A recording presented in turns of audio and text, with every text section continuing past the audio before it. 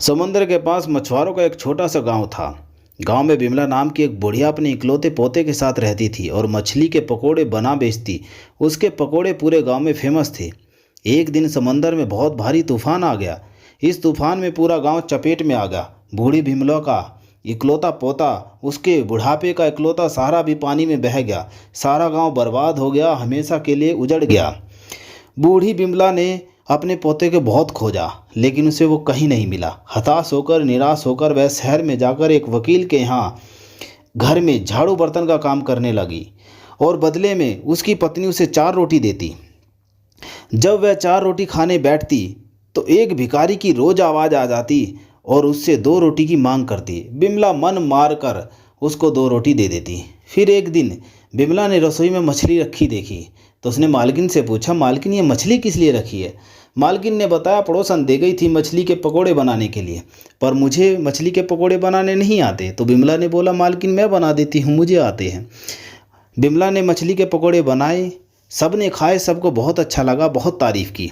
और वकील की पत्नी ने 4 पकोड़े बिमला को भी दिए। पर जैसे ही बिमला पकोड़े खाने बैठी तो उस भिखारी की आवाज़ फिर आ गई, माई 2 रोटी दे दो।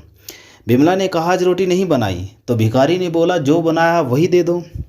बिमला को इस बात पर बड़ा गुस्सा आया और उसने सोचा कि 2 पकोड़ों में आज इसको जहर मिलाकर दे देती हूँ, रोज का किस्सा ख़त्म कर देती हूँ। और जैसे ही वह जहर मिले पकोड़े भिखारी को देने लगी तो उसकी अंतरात्मा ने उसको कोसा और बोला कि तू ठीक नहीं कर रही है।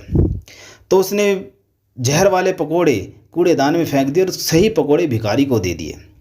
फिर कई दिनों तक भिखारी नहीं दिखाई दिया। तो बिमला रोज़ दरवाजे पर देखती, लेकिन भिखारी नहीं दिखाई देता। तो बिमला को अब चिंता होने लगी, कहीं जहर वाले पकोड़े तो भिखारी को ही नहीं दे दिए। वह अपने आप को कोसती, पछताती।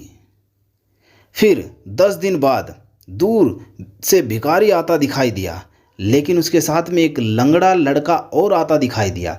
और जैसे ही वे दोनों पास में आए तो बिमला की आंखों में आंसू आ गए और बिमला ने झट दरवाजे से भागकर उस लड़के को अपने गले लगा लिया।